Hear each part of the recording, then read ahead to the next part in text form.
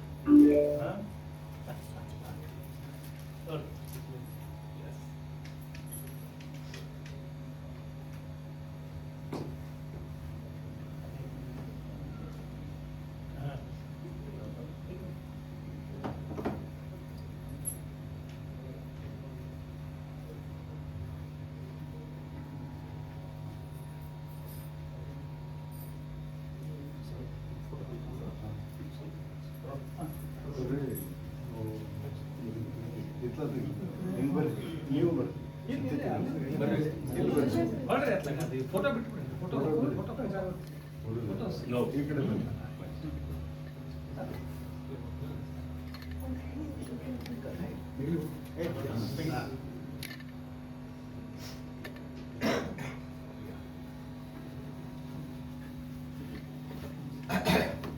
ದೀಪ ಪ್ರಜ್ವಲನೆ ಮೂಲಕ ಕಾರ್ಯಕ್ರಮ ಶುಭಾರಂಭ ಮಾಡಿದ ಎಲ್ಲ ಹಿರಿಯರಿಗೆ ಧನ್ಯವಾದಗಳು.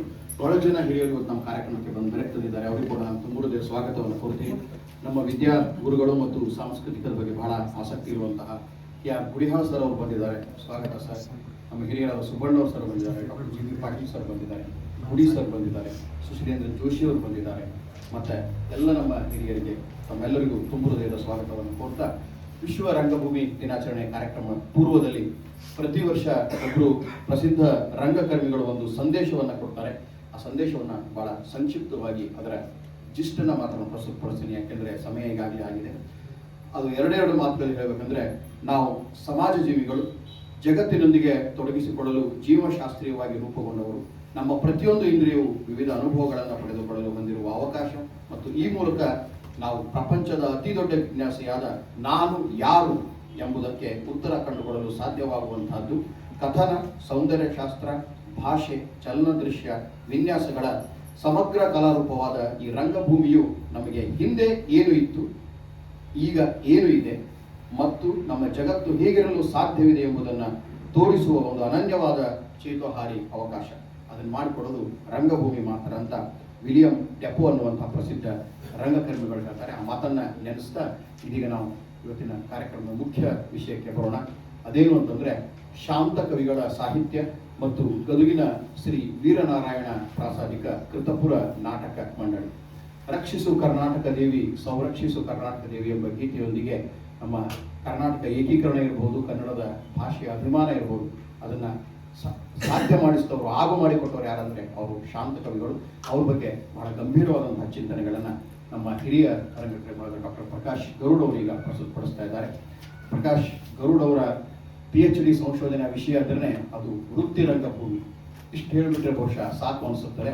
ಅವರು MT ಪದವೀಧರರು. ನಮ್ಮ ಕರ್ನಾಟಕದಲ್ಲೇ ಬಹಳ ವಿಶಿಷ್ಟವಾದಂತಹ ಮಾಸ್ಟರ್ ಆಫ್ ಥಿಯೇಟರ್ ಆರ್ಟ್ಸ್, ನಾವು MA MCom ಹೆಂಗೆ ಅಂತೀವಿ ಹಂಗೆ ಮಾಸ್ಟರ್ ಆಫ್ ಥಿಯೇಟರ್ ಆರ್ಟ್ಸನ್ನು ಮಾಡಿ ಬಹಳ ಕ್ರಿಯಾಶೀಲವಾಗಿ ತಮ್ಮ ಜೀವನದಲ್ಲಿ ತೊಡಗಿಸಿಕೊಂಡಂಥ ಬಹಳ ಕೆಲವು ನಾಡಿನ ಸುಪ್ರಸಿದ್ಧ ರಂಗ ನಿರ್ದೇಶಕರು, ನಾಟಕಕಾರರು ಮತ್ತು ಹಿರಿಯ ರಂಗಕರ್ಮಿಗಳು, ಚಿಂತಕರಲ್ಲಿ ಡಾಕ್ಟರ್ ಪ್ರಕಾಶ್ ಗರುಡ್ ಕೂಡ ಒಬ್ಬರು. ಡಾಕ್ಟರ್ ಪ್ರಕಾಶ್ ಗರುಡ್ ಅವರಿಂದ ಇದೀಗ ಶಾಂತ ಕವಿಗಳ ಬಗ್ಗೆ ವಿಶೇಷ ಉಪನ್ಯಾಸ.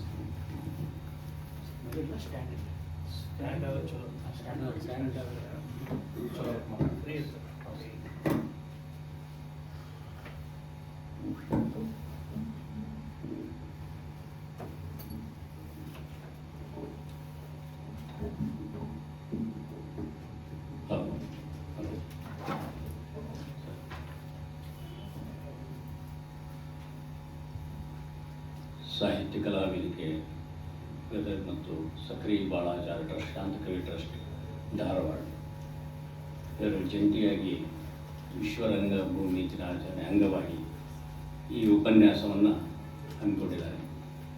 ಮೊದಲಿಗೆ ಅವರಿಗೆ ನನಗೆ ಈ ಅವಕಾಶ ಮಾಡಿಕೊಟ್ಟಿದ್ದಕ್ಕೆ ಧನ್ಯವಾದಗಳನ್ನು ಅರ್ಪಿಸ್ತಾರೆ.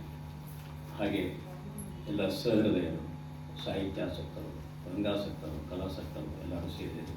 ನಿಮಗೆಲ್ಲ ವಂದಿಸಿ ಶಾಂತ ಕವಿಗಳಿಗೆ ಚರಣಕ್ಕೆ ಕೊಡಮಟ್ಟು ನನ್ನ ಒಂದೆರಡು ಮಾತು ನಿಮ್ಮ ಜೋಡಿ ಹಂಚಿಕೊಳ್ಳಿಕ್ಕೆ ಈಗಾಗಲೇ ಸಮಯ ಆಗಿದೆ. ನಾವೊಂದು 30-40 ನಿಮಿಷ ಅಂತ ಇಟ್ಕೊಂಡು ನೋಡೋಣ ಅದು ಹೇಗೆ ಟೆಂಪೋ ಹೇಗಿರ್ತದೆ ನೋಡುವ. ಓಕೆ, ಮೊದಲಿಗೆ ಇದನ್ನು ಒಂಥ ಸುಶ್ರಾವ್ಯವಾದ ವೇಣುವಾದನ ಕೇಳಿದ ಮೇಲೆ ಇದು ಮಾತಿನ ಒಂದು ಜಡ ಇದನ್ನು ನಿಮಗೆ ಕೊಡುವಂಥ ಇದು ಬಂದು, ಯಾಕಂದರೆ ಭಾಳ ಚಂದ ಮಾಡಿಸಿದ್ರು. ಆ ಮಗುಗೆ ಅಭಿನಂದನೆ, ತುಂಬ ಚೆನ್ನಾಗಿತ್ತು.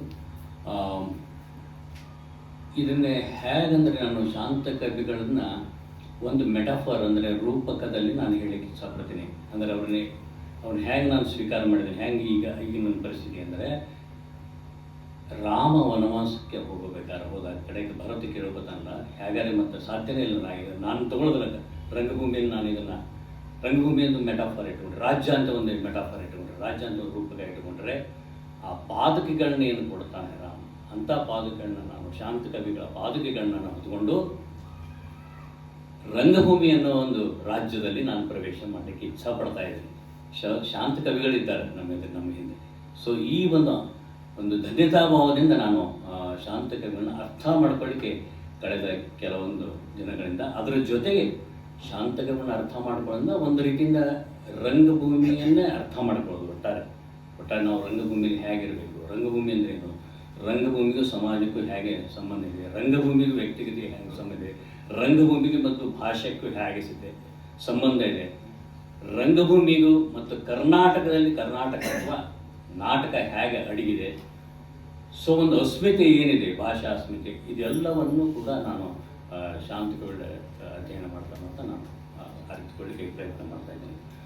ಸೊ ನಾನು 1-2-3 ಪಾಯಿಂಟ್ಗಳನ್ನ ಶುರು ಮಾಡೋಣ ಅಂತಿದೆ. ಒಂದು, ಇಲ್ಲಿ ಒಂದು ಹೇಳಬೇಕು ನಾನು, ಏನೆಂದರೆ ಪರಂಪರೆ ಮತ್ತು ಪ್ರಯೋಗಶೀಲತೆ ಬಗ್ಗೆ TS ಎಲಿಯಟ್ ಮಾತಾಡ್ತಾನೆ. Time present and time past are both perhaps present in time, future, and time future contained in the time past and present. ಅಂದರೆ ನಾವು ಏನಾರ ಹೊಸದನ್ನು ಮಾಡ್ತೇವೆ ಅಂತ ತಲೆಯಲ್ಲಿ ಇದ್ದರೆ ಅದರಲ್ಲಿ ವರ್ತಮಾನ ಇರ್ತದೆ, ಭೂತಕಾಲವೂ ಇರ್ತದೆ. ಅಂದರೆ ನಾವು ಶೂನ್ಯದಲ್ಲಿ ಏನೂ ಸೃಷ್ಟಿ ಮಾಡೋಕ್ಕೆ ಆಗಲ್ಲ.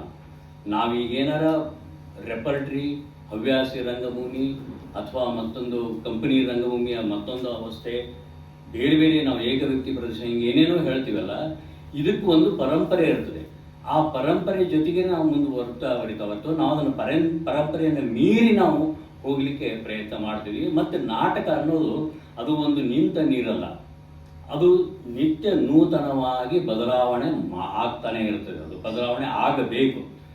ನಾನು 60-50 ದಶಕದಲ್ಲಿ ಹಿಂಗೆ ಒಂದು ಮಾಡಿಬಿಟ್ಟೆ, ಹಿಂಗೆ ಅಥವಾ ಹಂಗೆ ಅಂತ ಅದು ಒಂದು ನಾಸ್ಟಲ್ಜಿಯಾ ಆಗುತ್ತೆ. ಅದಕ್ಕೆ ನಾಸ್ಟಲ್ಜಿಯಾ ಅಂತೀವಿ ನಾವು. ಅಂದರೆ ಆ ಕಾಲ ಸಂದರ್ಭದಲ್ಲಿ ಅದು ತನ್ನ ಕೆಲಸವನ್ನು ಮಾಡಿಬಿಟ್ಟಿರ್ತದೆ. ಈಗ ಹೆಂಗೆ ನೀವು ಕಾವ್ಯದಲ್ಲೂ ತಗೋತಿರಲ್ಲ, ಕಾವ್ಯದಲ್ಲಿ ನವೋದಯ, ಅರುಣೋದಯ, ನವ್ಯ, ಆಮೇಲೆ ದಲಿತ ಬಂಡಾಯ, ಆಮೇಲೆ ಬಂಡಾಯೋತ್ತರ, ದಲಿತೋತ್ತರ, ನವ್ಯೋತ್ತರ ಹೀಗೆಲ್ಲ ಬರ್ತದಲ್ಲ, ಹಾಗೆ ಕೂಡ ರಂಗಭೂಮಿಯಲ್ಲಿ ಕೂಡ ಬದಲಾವಣೆ ಆಗ್ತಾ ಇರ್ತದೆ. ಆದರೆ ಈ ಬದಲಾವಣೆಯನ್ನು ನಮ್ಮ ಟಿ.ಎಸ್. ಎಲಿಯಟ್ ಏನು ಹೇಳ್ತಾನೆ ತನ್ನ ಕಾವ್ಯದಲ್ಲಿ, ಅವನ ಟ್ರೆಡಿಷನ್ ಆ್ಯಂಡ್ ಕ್ರಿಯೇಟಿವಿಟಿ ಅಂತ ಒಂದು ದೊಡ್ಡ ಒಂದು ಡಿಸ್ಕೋರ್ಸೇ ಇದೆ. ಇದು ನಾವು ಪರಂಪರೆ ಅನ್ನೋದನ್ನು ನಾವು ಪರಂಪರೆ ಹಂಗೆ ಒಂದೇ ಬಿಟ್ಟುಕೊಡಬಾರ್ದು, ಬಿಟ್ಟುಕೊಡ್ಲಿಕ್ಕೆ ಬರೋದಿಲ್ಲ. ಹಂಗಂತೆ ಅಜ್ಜನ ಟಾಲ ಭೂತ ನೀವು ಅಡಿಗರ ಪದ್ಯ ಕೇಳಿರ್ಬೋದು, ಅದಕ್ಕೆ ನಾವು ಜೋತ್ ಬೀಳಲಿಕ್ಕೂ ಬರೋದಿಲ್ಲ, ಅದನ್ನು ಮೀರಿ ಹೋಗಬೇಕು. ಸೊ ಇವ್ರದ್ದು ಕೂಡ ನಮ್ಮ ಬಹಳ ಪ್ರಯತ್ನಗಳು ಆ ಲೆವೆಲಲ್ಲಿ ಒಂದು ನಡೆದಿದೆ. ಅಂದರೆ ಅವರು ಪರಂಪರೆಯ ಜೊತೆಗೆ ಹೇಗೆ ಅವರು ಅನುಸಂಧಾನ ಮಾಡಿದ್ದಾರೆ. ಯಾಕಂದರೆ ಅವ್ರು ನೀವು ಯಾವುದೇ ಒಂದು ನಾಟಕವನ್ನು ತೋಡ್ರಿ, ಅವರು ಒಂದೇ ಸರಿ ಬರೀತಿದ್ದಿರೋದ್ರ ಒಂದು 3 ಸಲ ಪರಿಷ್ಕರಣೆ ಮಾಡ್ತಿದ್ರು.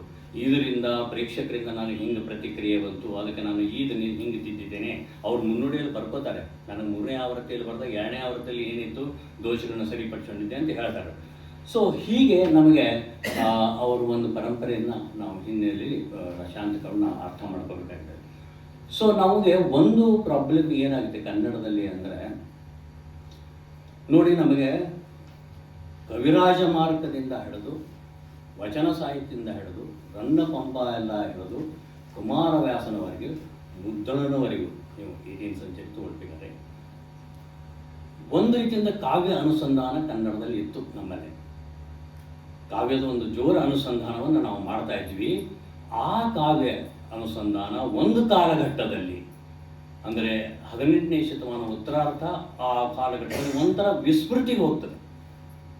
ನಮ್ಮ ನಾಟಕ ಅನ್ನಬಹುದು, ಕಾವ್ಯ ಅನ್ನಬಹುದು, ಒಟ್ಟಾರೆ ಸಾಹಿತ್ಯದ ಬಗ್ಗೆ ಒಂದು ವಿಸ್ಮೃತಿಯ ಆವರಿಸಿದೆ. ಅದರಲ್ಲಿ ಉತ್ತರ ಕರ್ನಾಟಕದಲ್ಲಿ ಮತ್ತು ಮೈಸೂರಿನಲ್ಲೂ ಆಗಿದೆ, ಮೈಸೂರು ಸೀಮೆಯಲ್ಲಿ ಆಗಿಲ್ಲ ಅಂತಿಲ್ಲ.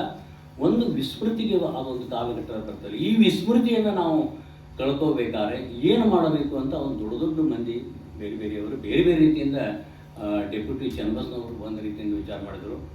ಹಾಗೆ ಶಾಂತ ಕವಿಗಳು ಈ ವಿಸ್ಮೃತಿಗೆ ಕಾರಣ ನಮಗೆ ಈಗೇನು ರಂಗಭೂಮಿ ಇದೆ ಅಥವಾ ಕನ್ನಡತ್ವದ ರಂಗಭೂಮಿ ಇದೆಯಲ್ಲ, ಈ ರಂಗಭೂಮಿಯ ಮುಖಾಂತರ ನಾವು ವಿಸ್ಮೃತಿಯನ್ನು ಕಳೆಯಬಹುದು ಅಂತ ಅವ್ರಿಗೆ ತಲೆಯಲ್ಲಿ ಬಂತು. ಇದನ್ನು ನಾವು ಬಹಳ ಸರ್ಫೇಸ್ ಲೆವೆಲಲ್ಲಿ ನಾವೇನು ಮಾಡಿಬಿಡ್ತೀವಿ, ಮರಾಠಿಯ ಆಕ್ರಮಣವಾಯಿತು, ಎಲ್ಲಿ ನೋಡಿದ್ರೆ ಮರಾಠಿ ನಾಟಕದ ಕೀರ್ತಿ, ಎಲ್ಲಿ ನೋಡಿದ್ರೆ ಮರಾಠಿ ನಾಟಕದ ಧರ್ತಿ, ಎಲ್ಲಿ ನೋಡಿದ್ರೆ ತಾನಾಯಿತು ಕರ್ನಾಟಕ ಮರಾಠಿ ಅಂತ ಹೇಳ್ತೀವಲ್ಲ, ಇದು ಒಂದು ಸರ್ಫೇಸ್ ಲೆವೆಲಲ್ಲಿರೋದು. ಒಟ್ಟಾರೆ ನೀವು ಕನ್ನಡದ ಒಂದು ಆ ಸಂದರ್ಭದಲ್ಲಿ ನೋಡಿದರೆ, ನೀವು ಕನ್ನಡತ್ವ ಅನ್ನೋದು ಅದು ಒಂಥರ ಒತ್ತಡಕ್ಕೆ ಒಳಗಾಗಿತ್ತು. ಅದರಿಂದ ನಮಗೆ ಬಿಡುಗಡೆ ಬೇಕಾಗಿತ್ತು.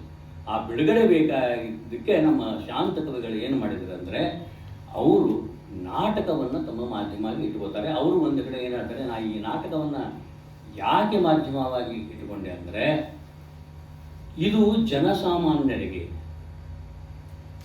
ಸರಳವಾಗಿ ತಲುಪ್ತದೆ, ಮನರಂಜನಾಪೂರ್ವಕವಾಗಿ ಜನಸಾಮಾನ್ಯರಿಗೆ ತಲುಪ್ತದೆ. ಅದಕ್ಕೆ ನನಗೆ ರಂಗಭೂಮಿ ಕನ್ನಡತ್ವ ಉಳಿಬೇಕಾದ್ರೆ ರಂಗಭೂಮಿ ನಮಗೆ ಬಹಳ ಹತ್ತಿರ ಆಯಿತು, ಅದಕ್ಕೆ ಬೇಕು ನನಗೆ ಅಂತ ಅವರು ಕನ್ನಡಕ್ಕೆ ಇದನ್ನು ಮಾಡ್ತಾರೆ. ನಮ್ಮಲ್ಲಿ ಹಾಗಿದ್ರೆ ಶಾಂತ ಕವಿಗಳ ಪೂರ್ವದಲ್ಲಿ ನಾಟಕ ಇತ್ತು ಇಲ್ಲವೋ ಅನ್ನೋದ್ರ ಬಗ್ಗೆ ಭಾಳ ಚರ್ಚೆ ನಡೆದಿದೆ. ಹಲಸಗಿ ಕಂಪನಿ ಬಗ್ಗೆ ಹೇಳ್ತಾರೆ. ಕವಿರಾಜ ಮಾರ್ಗದಲ್ಲಿ ಒಂದು ಬೇಂದಣೆ ಮತ್ತು ಚಿತ್ತಾಣ ಅಂತ 2 ಶಬ್ದಗಳು ಬರ್ತಾರೆ. 2 ಶಬ್ದ. ನೃಪತಂಗದ ವಿಜಯ ನೀವು ಎಲ್ಲರೂ ಕನ್ನಡದ ಇದು ಗೊತ್ತಾಗ್ತದೆ. ಅದು ಪ್ರಯೋಗ ಅಂದರೆ ಪರ್ಫಾರ್ಮಿಂಗ್ ಆರ್ಟ್, ಕಾವ್ಯವನ್ನು ಹೇಳಿ ಆಡುವಂಥ ಒಂದು ಪದ್ಧತಿ, ಒಂದು ಕಾವ್ಯ ಪ್ರಯೋಗ ಆ ಥರದ್ದು ಇತ್ತು. ಅದಕ್ಕೆ ನೀವೆಲ್ಲ ಕೇಳಿರ್ಬೋದು, ಕುರಿತು ಓದೋದು ಕಾವ್ಯ ಪ್ರಯೋಗ ಪರಿಣತಿ ಮತಿಗಳು ಅಂತ ನೀವೆಲ್ಲರೂ ಕೇಳಿದಿರಲ್ಲ. ಸೊ ನಾವು ಕಾವ್ಯ ಪ್ರಯೋಗ ಪರಿಣತಿಗಳು, ನೀವು ಕಾವ್ಯ ತಗೊಳ್ರಿ, ನಮ್ಮ ಹರಿಶ್ಚಂದ್ರನ ಕಾವ್ಯ ತಗೊಳ್ರಿ, ಅಥವಾ ರನ್ನನ ಗದಾಯುದ್ಧ ತಗೊಳ್ರಿ, ಅಥವಾ ಕುಮಾರವ್ಯಾಸನಂತೆ ನೀವು ನಾಟಕೀಯ ಪ್ರಸಂಗಗಳು ಓತಪ್ರೋತವಾಗಿ ಬರಿತಾವೆ. ಇವರಿಗೆ ಸಂಸ್ಕೃತ ನಾಟಕದ ಅರಿವಿತ್ತು, ಆದರೂ ಇವರಿಗೆ ನಾಟಕವನ್ನು ಬರೀಲಿಲ್ಲ ಅಂದರೆ ಅವಾಗ ನಮಗೆ ಸಿದ್ಧ ಮಾದರಿಯ ನಾಟಕ ಅಂದ್ರೆ ಯಾವುದು ನಾವು ಕ್ಲಾಸಿಕ್ ಅಂತ ಹೇಳ್ತೀವಿ, ಸಂಸ್ಕೃತದ ಕ್ಲಾಸಿಕ್ ಅಂತ ಹೇಳ್ತೀವಿ, ಅಂತ ಸಿದ್ಧ ಮಾದರಿ ನಾಟಕಗಳು ನಮಗೆ ಅವಾಗ ಅವಶ್ಯಕತೆ ಇದ್ದಿಲ್ಲ. ಯಾಕೆ ಕಾವ್ಯ ಪ್ರಯೋಗ ಪರಿಣಾಮತೆಗಳಿದ್ವಿ ನಾವು, ಅಂದರೆ ನಾವು ಕಾವ್ಯವನ್ನೇ ತೊಗೊಂಡು ಪರ್ಫಾರ್ಮೆನ್ಸ್ ಮಾಡ್ತಿದ್ವಿ. ನೀವು ಯಕ್ಷಗಾನದಲ್ಲಿ ಇಂಪ್ರಾಂಪ್ಟೋ ಸ್ಪೀಚ್ ಅರ್ಥಧಾರಿಗಳಂತ ಇರ್ತಾರಲ್ಲ, ಅವರು ನೀವು ಕುಮಾರವ್ಯಾಸನ ಒಂದು ಪದ್ಯ ಹೇಳಿಬಿಟ್ರೆ ಸಾಕು, ಅದನ್ನು ವಿಸ್ತಾರ ಮಾಡಿಬಿಡ್ತಾರೆ. ಅಷ್ಟೊಂದು ಟ್ಯಾಲೆಂಟೆಡ್ ಇದ್ದಂಥ ಒಂದು ಜನಪರವಾದಂಥ ಒಂದು ಜನಸಮೂಹ ನಮ್ಮಲ್ಲಿ ಸಹೃದಯರು ಇತ್ತು. ಹೀಗಾಗಿ ನಮ್ಮಲ್ಲಿ ನಾಟಕಗಳು ಬರಲಿಲ್ಲ. 16ನೇ ಶತಮಾನಕ್ಕೆ 17 ಎಂಡಿಗೆ ಮಿತ್ರವಿಂದ ಗೋವಿಂದ ಸಿಂಗರಾರ್ಯ ಬರೀತಾನೆ. ಅವ ನಮ್ಮ ಮೈಸೂರು ರಾಜರ ಅರಸಲ್ಲಿ ಕವಿಯಾಗಿರ್ತಾನೆ. ಸೊ ಇಷ್ಟ ಆದಮೇಲೆ ಒಂದು ದೊಡ್ಡ ಗ್ಯಾಪ್ ಬರ್ತದೆ ನಮ್ಮಲ್ಲಿ, ದೊಡ್ಡ ಗ್ಯಾಪ್, ನಾಟಕಗಳೇ ಇರೋದಿಲ್ಲ. ಸೊ ನಮ್ಮ ಭಾಗ ಇದೆಯಲ್ಲ, ಇದು ಮಹಾರಾಷ್ಟ್ರ ಪ್ರೆಸಿಡೆನ್ಸಿಗೆ ಹೋಗಿರ್ತದೆ. ಸೊ ಅಲ್ಲಿ ಮರಾಠಿ ನಾಟಕಗಳ ಒಂದು ಪ್ರಯೋಗ ಶುರು ಆಗಿರ್ತದೆ. ನಿಮಗೆ ಒಂದು ಎಕ್ಸಾಂಪಲ್ ಹೇಳಬೇಕಂದ್ರೆ 1869ರಲ್ಲಿ ಚೂರ್ಮರಿ ಶೇಷಗಿರಿ ಅವರು ನಮ್ಮ ಇದನ್ನು ಬರೀತಾರೆ, ಯಾರು ಕರ್ನಾಟಕ ಶಾಕುಂತಲ ನಾಟಕವನ್ನು ಬರೀತಾರೆ. ಕರ್ನಾಟಕ ಶಾಕುಂತಲವನ್ನು ಬರೆದಂಥ ಅದರಲ್ಲಿ ನೀವು ಪದ್ಯಗಳನ್ನು ನೋಡಿಬಿಟ್ರೆ, ಮುನಿಗಳೆಲ್ಲ ಮಗಳಲ್ಲಿ ನೀವು ಕೇಳೋ, ಅಥವಾ ನೀವು ಇಳಿಯಲಿಲ್ಲವ ರೂಪ, ಈ ಶಾಕುಂತಲನ ಚಿತ್ರ ಬರೀಬೇಕಾದ್ರೆ ಇವೆಲ್ಲ ಇವು ಭಾವಗೀತೆಯ ರೀತಿಯಲ್ಲಿವೆ. ಈ ಭಾವಗೀತೆಯ ರೀತಿಯಲ್ಲಿ ಬರೆಯೋದನ್ನ ಒಂದು ಹೊಸ ಪದ್ಧತಿ ಅದು. ಅಂದರೆ ಇದು ಮಕ್ಕಿಕ ಗಂಧಗಳನ್ನ ವೃತ್ತಗಳನ್ನ ಮಕ್ಕಿ ಅವು ಇಲ್ಲ, ಅವನ್ನ ಅವರು ಭಾವಗೀತೆ ರೀತಿಯಲ್ಲಿ ಬರೀತಾರೆ. ಮುಂದೆ ಇದೇ ಭಾವಗೀತೆ ಕೂಡ ನಮಗೆ ಕಿರ್ಲೋಸ್ಕರ ಕಂಪನಿಗೆ ಶಾಕುಂತಲ ನಾಟಕ ಕರ್ನಾಟಕದ ನಾವು ಏನೋ ಇದನ್ನೇ ಶಾಕುಂತಲ ಅಂತ ಇವರು ಬರೆದ ಮೇಲೆ ನಮ್ಮ ಅಣ್ಣಾಜಿ ಕಿರ್ಲೋಸ್ಕರ್ ಅವರು ಸಂಗೀತ ಶಾಕುಂತಲ ಅಂತ ಬರೀತಾರೆ. ಏನಾಗ್ತದೆ ಅಂದರೆ ಅಣ್ಣಾಜಿ ಕಿರ್ಲೋಸ್ಕರ್ ಅವರು ಮತ್ತು ನಮ್ಮ ಚೂರ್ಮರಿ ಶೇಷಗಿರಿ ಅವರು ಒಂದೇ ಊರವರು, ಗುರುಲಹೊಸೂರು ಅಂತ ಒಂದೇ ಊರವರು. ಇಬ್ಬರಿಗೂ ಪರಿಚಯ ಇತ್ತು. ಗುರುಲಹೊಸೂರು ಅಂದ್ರೆ ಈಗ ಸೌದತ್ತಿ ಬ್ಯಾಕ್ ವಾಟರ್ನಾಗ ಹೋಗಿಬಿಟ್ಟಿದೆ ಅದು. ಸೊ ಅವ್ರಿಗೆ ಕನ್ನಡ ಬರ್ತಿತ್ತು, ಇವ್ರಿಗೂ ಪರಿಚಯ ಇತ್ತು. ಸೊ ಈ ನಾಟಕವನ್ನು ತಗೊಂಡು ಅದಾಗಲೇ ವಿಷ್ಣುದಾಸ್ ಬಾಯ್ ಅವರು ಕಾರವಾರದಿಂದ ಹೋಗುವಂಥ ದಶಾವತಾರ ಮೇಳ ಸಾಂಗ್ಲಿ ಇವರು ನಮಗೆ ಅದನ್ನು ನಾಟಕ ಮಾಡಿಕೊಡುವಂಥ ವಿಷ್ಣುದಾಸ್ ಬಾಯ್ ಹೇಳ್ತಾರೆ. ಅವರು ಆಗಲೇ ಒಂದು ನಾಟಕ ಬರೆದಿರ್ತಾರೆ, ಸೀತಾಪರಿಣಯ ಸೀತಾ ಸ್ವಯಂವರ ಅಂತ ಒಂದು ನಾಟಕ ಬರೀತಾರೆ. ಅದು ಹೇಗಿದ್ರೆ ಭಾಳ ಕ್ರೂಡ್ ಫಾರ್ಮುಲ ಇರ್ತದೆ. ಅಂದರೆ ಒಬ್ಬ ಭಾಗವತ್ ಇರ್ತಾನೆ, ಒಬ್ಬ ಸಂಗೀತದ ಪಲ್ಲವ ಇರ್ತಾನೆ. ಸೊ ಅವ ಅದನ್ನು ನಾಟಕವನ್ನು ನೆರೇಷನ್ ಮಾಡ್ತಿರ್ತಾನೆ. ಸೊ ಈ ರೀತಿಯ ಇದ್ದಾಗ ಇದು ಒಂದು ಹೊಸ ರೀತಿಯ ಒಂದು ಫಾರ್ಮ್ ಆಗಿ ಕಾಣಿಸ್ತದೆ ನಮ್ಮ ಅಣ್ಣಾಜಿ ಕಿರ್ಲೋಸ್ಕರ್ ಅವರಿಗೆ. ಸೊ ಇದನ್ಯಾಕೆ ನಾ ಡೆವಲಪ್ಮೆಂಟ್ ಮಾಡ್ಬೋದು, ಯಾಕಂದ್ರೆ ಅದಾಗಲೇ ಇಚಲಕರಂಜಿ ಕಂಪನಿ, ನಮ್ಮ ಇವ್ರದ್ದು ಸಾಂಗ್ಲಿ ಕಂಪನಿ, ಇವೆಲ್ಲ ಸಣ್ಣಗೆ ಅದೊಂದು ಒಂದೊಂದು ಕಂಪನಿ ಶುರು ಆಗ್ತದೆ. 1869ರಲ್ಲಿ ಗ್ರ್ಯಾಂಡ್ ರೋಡಲ್ಲಿ ವಿಷ್ಣುದಾಸ್ ಅವರು ಫಸ್ಟ್ ಟಿಕೆಟ್ ಕೊಟ್ಟು ನಾಟಕ ಇದನ್ನು ಮಾಡ್ತಾರೆ. ಸೊ ಈ ಪರಂಪರೆ ಬೆಳೆದರಿಂದ ಇದರ ಜೊತೆಗೆ ಇನ್ನೂ ಒಂದು ಮಾಡೆಲ್ ಸಿಗುತ್ತದೆ ಅವರಿಗೆ. ಅದು ಬಹಳ ನಮ್ಮ ಕನ್ನಡ ಚರಿತ್ರೆಯಲ್ಲಿ ಅದು ಬಹಳ ಮಿಸ್ ಆಗ್ತಿರ್ತದೆ. ಇಂದ್ರ ಸಭಾ ಅಂತ ಅಮಾನತ್ ಕವಿ ಅಂತ ವಜೀದ್ ಅಲಿ ಶಾ ಅಂತ ಒಬ್ಬ ರಾಜ, ಅವಧದ ರಾಜ. 1865ರಲ್ಲಿ ಈ ಸುಮಾರಿಗೆ ಬರ್ತಾನೆ. ಅವ ಇಂದ್ರ ಸಭಾ ಅಂತ ಒಂದು ನಾಟಕ ಬರ್ತಾನೆ, ಅಮಾನತ್ ಕವಿ. ಅದು ಒಂದು ರೀತಿಯಿಂದ ಹಿಂದೂ ಮುಸ್ಲಿಂ ಬಾಂಧವ್ಯದ ರೀತಿಯಿಂದ ನಾಟಕ.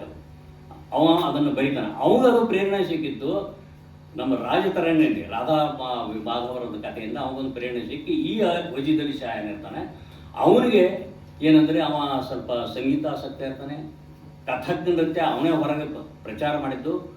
ಅವ ಇದನ್ನು ನಾಟಕ ಬರೆಸ್ತಾನೆ, ಇಂದ್ರ ಸಭಾ ನಾಟಕ ಬರೆಸು, ನಾನೇ ಇಂದ್ರ ಪಾತ್ರ ಮಾಡ್ತೇನೆ ಅಂತ. ಅವಾಗ ಫಸ್ಟ್ ಟೈಮ್ ಏನಾಗುತ್ತೆ ಅಂದರೆ ಈ ಕಥಕ್ಕವನ್ನು, ಆಮೇಲೆ ನಮ್ಮ ಕೋಠಾದಲ್ಲಿ ಇರ್ತಿತ್ತಲ್ಲ ಸಂಗೀತವನ್ನು, ನೀವು ಈ ಸಂಗೀತವನ್ನು ಎಲ್ಲ ತಂದು ನಮ್ಮ ಇಂದ್ರ ಸಭಾಕ್ಕೆ ಕಸಿ ಮಾಡ್ತಾರೆ ಅದನ್ನು. ಇದು ಧ್ರುಪದ ಗಾಯಕಿಯಿಂದ ನಮ್ಮ ಖ್ಯಾಲ್ ಗಾಯಕಿ, ಛೋಟಾ ಖ್ಯಾಲ್ ಅಂತೀವಿ ನಾವು ಹೇಳ್ತೀವಿ, ತುಮರಿ, ಗಜಲು, ಚೈತ್ವಿ, ಮಸ್ನವಿ ಇಂಥವೆಲ್ಲ ಬರ್ತಾವೆ. ಇವನ್ನೆಲ್ಲ ಸೇರಿಸಿ ಅದೊಂದು ಸಂಗೀತ ನಾಟಕವಾಗಿ ಅವರು ಮಾಡ್ತಾರೆ. ಅವರು ವಜೀದಾರಿ ಪ್ರೇರಣೆಯಲ್ಲಿ ಅಂದರೆ ಬೇರೆ ಬರ್ತಿದ್ದು ನಮ್ಮ ಫ್ರಾನ್ಸಿಂದ. ಅವರು ಇಂಡಿಯಾದಲ್ಲಿ ಆಡಿ ರಾಜ ಮಹಾರಾಜರ ಎದುರಿಗೆ ಆಡಿ ಅವು ಆಸ್ಟ್ರೇಲಿಯಾಕ್ಕೆ ಹೋಗ್ತಿದ್ವು ಸ್ವಲ್ಪ ದಿನ ಇದ್ದಂಗೆ. ಈ ಥರದ ಒಂದು ಕಾಸ್ಟ್ಯೂಮ್ ಪ್ಲೇ ಅವ್ರಿಗೆ ಬೇಕಂತ ಹೇಳ್ಕೊಂಡು ಅದನ್ನು ಆಡಿದ. ಅದು ಇಂದ್ರ ಸಭಾ ನಾಟಕವನ್ನು ಗ್ರ್ಯಾಂಟ್ ರೋಡಲ್ಲಿ ಅಲ್ಫರ್ಡ್ ಅನ್ನೋ ಒಂದು ಕಂಪನಿಯವರು ಅದನ್ನು ಆಡ್ತಾರೆ. ಅದನ್ನು ಅಣ್ಣ ಸಾಹೇಬ್ ಕಿರ್ಲೋಸ್ಕರ್ ನೋಡ್ತಾರೆ. ಅರೆ ಇದರಲ್ಲಿ ಹಾಡಿಗೆ ಬೇರೆ